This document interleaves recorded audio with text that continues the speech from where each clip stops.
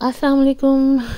Welcome to our channel नॉवलिस्तान Urdu novels library. रोज़ाना ज़िंदा season 2 episode 44 part 2। Writer हैं इसकी मलाइका रफ़ी।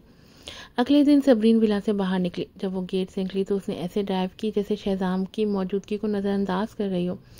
शहजाम ने उसकी दूर जाते हुई कार को तलखी से देखा। माजी में जब वो गेट पर इंतज़ार करता तो वो कम अज़ कम सुबह आकर उससे बात कर लिया करती, मगर अब वो उसे मिलने का मौका तक नहीं दे रही थी। बहरहाल चूँकि वो काम पर जा रही थी इसलिए अब यहाँ रुकने की कोई ज़रूरत नहीं थी। शाम को जब वो लाशारी फैमिली जाने के लिए तैयार हो रहा था तो मिसेस सूरी ने अचानक फ़ोन करके उसे वापस बुला लिया। ये 6 बजे का वक्त था और महफीन मिस्टर और मिसेस सूरी के साथ खाने की मेज़ पर बैठी थी। जब उसने शहजाम को अंदर आते देखा तो उसका दिल बेख्तियार उदास हो गया और उसने चम्मच दांतों में दबा लिया। अगरचे वो अभी छोटी थी मगर वो देख सकती थी कि उसका बुरा पापा पहले से ज़्यादा कमज़ोर और परेशान नज़र आ रहा था। उसके साफ सुथरे छोटे बाल अब कुछ बड़े हो चुके थे। वो अब भी खूबसूरत और पुरकशिश था मगर उसके चेहरे पर उदासी छाई हुई थी। खाने के बाद ऊपर जाकर अच्छी नींद ले लो, मिसेस सूरी ने आह भरते हुए कहा। चाहे कुछ भी हो तुम मेरे पोते हो और तुम्हें इस हालत में देखकर दिल दुखता है। लाचारी फैमिली के गेट पर रोज खड़े रहना बंद कर दो। तुम्हारी अभी सर्जरी हुई है, अपना जिस्म मजीद खराब मत करो। मैं मसरूफ़ हूँ, अगर कोई और ज़रूरी बात नहीं है तो मैं जा रहा हूँ। जैसे ही शहजाम जाने के लिए मुड़ा मिस्टर सूरी अचानक गुस्से में आ गए। ये मत सोचो कि मुझे पता नहीं कि तुम दोबारा लाशारी फैमिली जा रहे हो। पूरे शर्मिन माउंटेन में सब जानते हैं कि तुम हर रात वहाँ इंतज़ार करते हो और वो चाहते हैं कि तुम वहाँ से चले जाओ। पहले भी हम सब ने तुम्हें समझाने की कोशिश की थी मगर तुम्हें कोई फ़र्क नहीं पड़ा और अब जब तुम्हें पछतावा हो रहा है तो तुम उसके पास वापस जाना चाहते हो। क्या तुम्हें लगता है कि तुम जब चाहो उसे छोड़ सकते हो और जब चाहो वापस जा सकते हो? हाँ शहजाम, उसे जाने दो और ख़ुद को भी आज़ाद करो। तुम अभी जवान हो, तुम्हारे आगे लंबी ज़िंदगी पड़ी है। दुनिया में सिर्फ वही एक औरत नहीं है, मिसेस सूरी ने सर हिलाते हुए कहा। वो इतनी बड़ी हो चुकी थी कि अब नौजवान के इश्क और मोहब्बत के मामले को नहीं समझ सकती थी, मगर उसे लगता था कि सबरीन कभी भी उसके पोते को माफ़ नहीं करेगी। मुझे उसके अलावा कोई और नहीं चाहिए, शहजाम ने मुट्ठी सख्ती से बंद करते हुए सिद्धि अंदाज में कहा और आगे बढ़ा। अचानक महफीन दौड़ती हुई आई और उसका हाथ पकड़ लिया। अंकल मत जाओ, क्या आप आज रात मेरे साथ सो सकते हैं? पापा घर नहीं आ रहे और मैं आया के साथ नहीं सोना चाहती। छोटी बच्ची ने अपनी मासूम आंखों में इल्तिजा भरी नज़र से उसकी तरफ देखा था और शहजाम का दिल नरम पड़ गया। वो इसे इनकार नहीं कर सका। वो दूसरों से कुछ भी कह सकता था मगर महफीन को कभी नहीं कह सकता था। महफीन के साथ रुक जाओ, मिसेस सूरी ने फौरन उसे रोकने की कोशिश की। जब देखा कि वो रुक गया है, तुम काफ़ी दिनों से वापस नहीं आए, वो तुम्हें याद करती है। अच्छा, शहजाम ने हार मान ली। रात को जब आया ने महफीन को नहला दिया तो शहजाम ने उसे गोद में लेकर सुलाने की कोशिश की। हालांकि वो पिछले कुछ दिनों से ज़्यादा नहीं सोया था, लेकिन बिस्तर पर लेटने के बावजूद उसे नींद नहीं आ रही थी। लेकिन उसे ये तवक्का नहीं थी कि महफीन भी उसके सीने पर करवटें बदल रही होगी और सो नहीं पा रही होगी। अंकल, क्या हुआ? शहजाम ने नरमी से उसकी तरफ देखा। महफीन का दिल उदासी से भर गया। वो जानती थी कि शहजाम ही उसका हकीकी वालिद है, लेकिन वो उन्हें ये नहीं बता सकती थी कि उसकी मम्मी उसे बाज़ाब्ता तौर पर तलाक लेने का प्लान बना रही है और फिर वलीद से शादी। अंकल वलीद अच्छे थे मगर उसका बुरा पापा बहुत बेबस और उदास नज़र आ रहा था। चंद दिन पहले वो उससे नफ़रत करती थी मगर पिछले कुछ दिनों में उसका दिल नरम पड़ गया था। वो वाकई एक बहुत नेक दिल और प्यारी बच्ची थी। अगले चंद दिन शहजाम लाशारी फैमिली विला और कंपनी के दरमियान चक्कर लगाता रहा। पलक चपकते ही 6 दिन गुजर गए। उस दोपहर उसके सर में हल्की सी चक्कर की कैफियत थी, शायद इसलिए कि वो अच्छे से आराम नहीं कर पाया था। जब सेक्रेटरी ने उसे याद दिलाया कि दोपहर 3 बजे एक बैनुल-अक़वामी वीडियो कॉन्फ्रेंस होनी है तो वो गुस्से में आ गया और बोला, हर छोटी छोटी बात के लिए मेरे पास मत आया करो, रेहाम ये सब संभाल सकता है। नहीं शहजाम सर, रेहाम सर छुट्टी पर हैं, सेक्रेटरी ने जवाब दिया। शहजाम लम्हे भर के लिए रुका। अच्छा ठीक है। अगली रात वो लाशारी फैमिली विला के दरवाजे पर गाड़ी में बैठा इंतज़ार कर रहा था। वो सुबह 9 बजे तक इंतज़ार करता रहा मगर ना सबरीन बाहर निकली और ना ही अजीम। किसी वजह से उसके दिल में एक बेचैनी की लहर दौड़ गई और उसने बेख्तियार हादी को फ़ोन कर दिया, पता करो सबरीन कहाँ गई है और वो रात को वापस क्यों नहीं आई। ہادی واقعی اس کام کو کرنا نہیں چاہتا تھا، لیکن چونکہ وہ شہزام کا ماتحت تھا اس لیے اس نے کسی کو ایسے کارپوریشن سے معلوم کرنے کے لیے بھیجا اور جلدی جواب آیا۔ مس صبرین بزنس ٹرپ پر پرت گئی ہیں۔ ایک لسٹڈ کمپنی کے مالک کے لیے کاروباری دورے عام بات تھی، لیکن شہزام کے دل میں اچانک بے چینی کی ایک اور لہر دوڑ گئی۔ اسے خوف تھا کہ شاید اس نے کسی نئے بوائے فرینڈ کو ڈھونڈ لیا ہو۔ حالانکہ وہ جانتا تھا کہ ایسا جلدی ممکن نہیں، مگر پھر بھی وہ ڈر رہا تھا۔ پتہ کرو کہ وہ کب گئی اور کس ہوٹل میں ٹھہری ہوئی ہے، اور میرے لیے پرتھ کی فلائٹ بک کرو۔ شہزام نے فوراً حکم دیا۔ ہادی کا سر درد سے بھر گیا۔ شہزام سر، کمپنی میں بہت زیادہ کام ہے، کسی چیز کی اہمیت اس سے زیادہ نہیں ہے، شہزام نے آہستہ مگر پختہ لہجے میں کہا۔ محفین نے کہا تھا کہ عورتوں کو منانا ہوتا ہے، اس لیے جہاں وہ جائے گی میں صبح وہاں جاؤں گا۔ مجھے یقین ہے کہ ایک دن وہ میری سچائی کو سمجھ جائے گی۔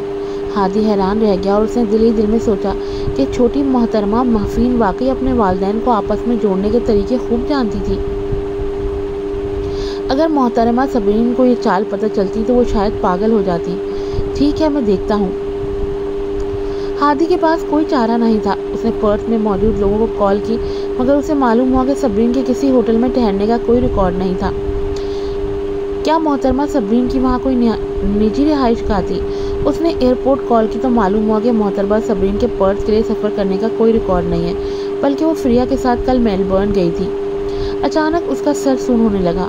محترمہ صبرین اس وقت میلبورن کیوں گئی، جبکہ انہوں نے دعویٰ کیا تھا کہ وہ بزنس ٹرپ پر پرتھ جا رہی ہیں؟ کیا وہ میلبورن میں کوئی خفیہ کام کر رہی تھی اور یہ سب کچھ سب سے شہزام سوری سے چھپانے کے لیے تھا؟ سوچنے پر یہ امکان کافی زیادہ لگ رہا تھا۔ اسی وقت شہزام کی کال آ گئی۔ کیا تم نے ٹکٹ بک کر لیا؟ نہیں، میں نے پورٹ میں صبرین میم کے ٹھہرنے کی جگہ نہیں ڈھونڈی، شاید ان کی وہاں کوئی نجی رہائش ہو۔ ہادی نے فوراً ایک فیصلہ کر لیا، چونکہ صبرین اسے چھپانا چاہتی تھی تو وہ ان کی مدد کرے گا۔ شہزام سر، آپ مت جائیں۔ ایس اے نے کہا ہے کہ میم صبرین صرف 2 سے 3 دن کے لیے گئی ہیں، وہ شاید کل واپس آ جائیں۔ پھر تو میں ان کے ساتھ واپس آ سکتا ہوں۔ چھوڑو، میں زبیر سے معلوم کروا لیتا ہوں۔ شہزام نے فون رکھتے ہی زبیر کو کال کی۔ آخرکار لیونا کے آدمی آسٹریلیا میں ہر جگہ موجود تھے۔ تقریباً آدھے گھنٹے بعد زبیر نے خبر دی۔ بڑے صاحب، فلائٹ کے ریکارڈ کے مطابق محترمہ صبرین بزنس ٹرپ کے لیے پرتھ نہیں گئی، بلکہ فریا شیخ کے ساتھ میلبورن گئی تھی۔ وہ میلبورن میں کیا کر رہی ہیں؟ شہزام کی آنکھوں میں اندھیرا چھا گیا۔ ہادی نے چیک کیا تھا کہ وہ پرتھ گئی تھی۔ انہوں نے کمپنی کو بتایا تھا کہ وہ پرتھ جا رہی ہیں، لیکن وہ وہاں نہیں گئی۔ زبیر نے کہا، میلبورن میں ان کے ہوٹل میں ٹھہرنے کا کوئی ریکارڈ نہیں، لیکن ان کا آبائی گھر وہیں ہے تو وہ شاید وہاں ٹھہری ہوں۔ شہزام کا شک بڑھنے لگا۔ اگر وہ صرف میلبورن اپنے گھر گئی تھی تو جھوٹ بولنے کی ضرورت کیا تھی؟ اور لگتا تھا کہ عظیم بھی آج کہیں گیا ہوا تھا۔ پتہ کرو کہ عظیم لاشاری کہاں گئے ہیں، اس نے اچانک حکم دیا۔ جلدی زبیر کو اس کے بارے میں معلوم ہو گیا۔ عظیم لاشاری بھی میلبورن گئے ہیں۔ فریا، صبرین اور عظیم، ایسا کیا ہو گیا تھا کہ سب اکٹھا وہاں گئے تھے؟ یہ بات کچھ عجیب لگ رہی تھی۔ میلبورن میں تو ولید گردیزی کا ایک ولا بھی ہے، اور ولید گردیزی بھی میلبورن جا رہا تھا۔ ایسا کیا ہو رہا ہے وہاں؟ اس کا پورا وجود کانپ اٹھا۔ صبرین اب بھی اس کی بیوی ہے، لیکن پھر بھی کوئی گڑبڑ تو ضرور تھی۔ صبرین نے اسے طلاق کا مطالبہ کیا تھا، لیکن اس نے سختی سے منع کیا تھا، اور پھر صبرین نے اسے چیلنجنگ آنکھوں سے دیکھا تھا۔ تب تو وہ کیا پلان بنائے بیٹھی تھی؟ فوراً میرے لیے ایک پرائیویٹ جیٹ کا انتظام کرو، مجھے ابھی میلبورن جانا ہے۔ زبیر حیران رہ گیا۔ لیکن میلبورن تھوڑا دور ہے اور وہاں کے لیے پرواز کی اجازت لینا پڑے گی۔ مجھے پرواہ نہیں، جتنی جلدی ممکن ہو کام کرو، چاہے جتنا پیسہ لگے، فوراً بندوبست کرو۔ شہزام کی بےقراری حد سے بڑھنے لگی۔ وہ دعا کر رہا تھا کہ یہ محض ایک وہم ہو اور اس کا اندازہ غلط ہو۔ صبرین اس سے طلاق کا مطالبہ کرنے کے لیے کوئی پلان نہ بنائے بیٹھی ہو، کیونکہ وہ جانتا تھا کہ میلبورن میں کسی قابل وکیل اور جج کو جانتی تھی جن پر اسے بے حد اعتماد تھا۔ اسے یاد آیا کہ 4 سال پہلے ولید گردیزی کا کوئی دوست تھا جو ایک بہت ہی قابل وکیل تھا۔ تو کچھ گھنٹوں بعد ہیلی کاپٹر ولید گردیزی کے ولا میں موجود تھی۔ وہ تیزی سے اپنی پروقار اور مغرور شخصیت سمیت ہیلی کاپٹر سے نیچے اترا تو پہلی نظر ہی صبرین پر گئی، جس کا ہاتھ ولید تھامے ہوئے تھا، جبکہ باقی سب پہ اب بھی اس کی نظر نہیں گئی تھی۔ وہ تیزی سے جبڑے بھینچے لمبے ڈگ پڑتا ان دونوں تک پہنچا تھا اور صبرین کا ہاتھ جھٹکے سے اس کے ہاتھ سے الگ کر کے اسے اپنی طرف کھینچ لیا تھا۔ ولید پہلے اس افتاد پہ حیران ہوا اور پھر سنجیدگی سے شہزام کی طرف دیکھا۔ براہ کرم میری منگیتر کو ہراساں کرنا بند کریں۔ تمہاری منگیتر؟ شہزام نے ایک مدھم ہنسی ہنسی، مگر وہ ہنسی ویران اور غم سے بھری ہوئی تھی۔ وہ اس کی بیوی تھی تو ولید گردیزی کی منگیتر کیسے ہو گئی؟ صبری نے تمہارے خلاف کیس دائر کیا ہے طلاق کا، ہم اسی لیے میلبورن میں ہیں، تمہیں نوٹس ملنے ہی والا تھا شام تک۔ ولید لبوں پہ طنزیہ مسکراہٹ سجائے کہہ رہا تھا۔ شہزام نے حیرت سے صبرین کو دیکھا۔ ماضی میں وہ صبرین کو بہت تکلیف دے چکا تھا اور بار بار اسے طلاق کی دھمکی دی تھی، اور آج وہ سچ میں شہزام سوری سے طلاق لے رہی تھی۔ یہ تو اس نے کبھی نہیں سوچا تھا۔ وہ اپنے ماضی میں جا کر خود کو مکے مارنا چاہتا تھا۔ آخر اس نے میرا شیرازی کی خاطر اس عورت کو کھو دیا تھا۔ یہ سوچ کر اتنا درد ہو رہا تھا کہ مر جانے کو دل چاہ رہا تھا۔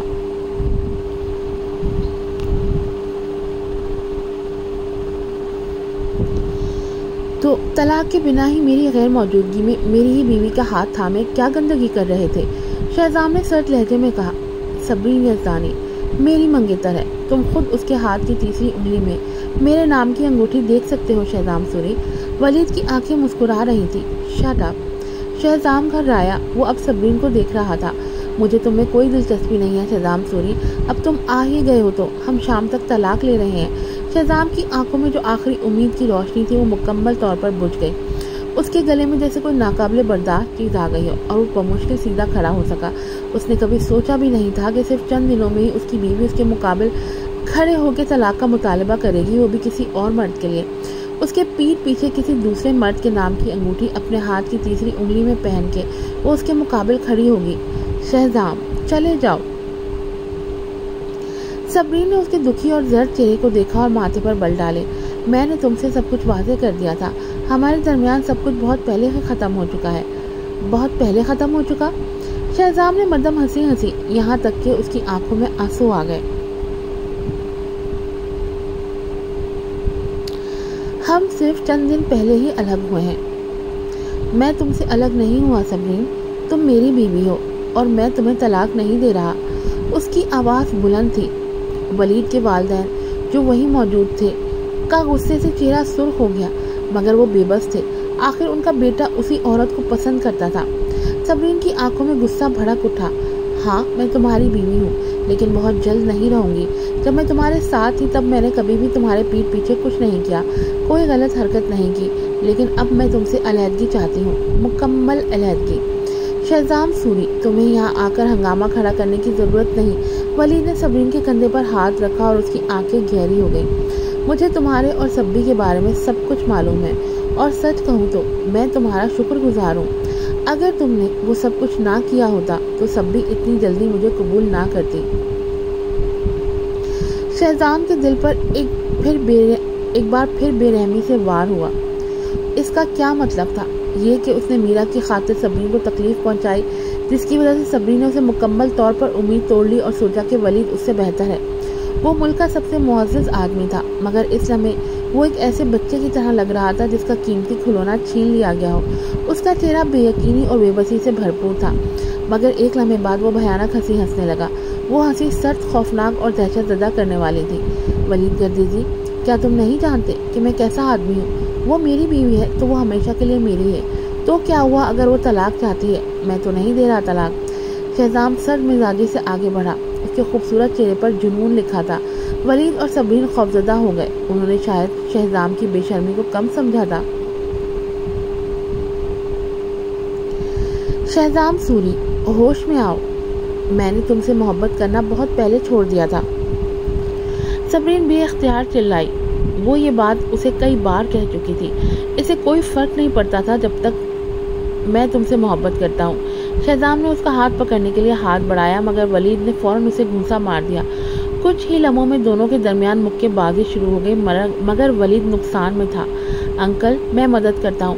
عزت فوراً کود پڑا اور گردیزی خاندان کے باقی آدمی بھی فوراً آگے بڑھ گئے، مگر شہزام پاگل ہو چکا تھا۔ اس نے سب کو دھول چٹا دی اور وہ سب زمین پر درد سے کراتے ہوئے گر گئے۔ محافظ!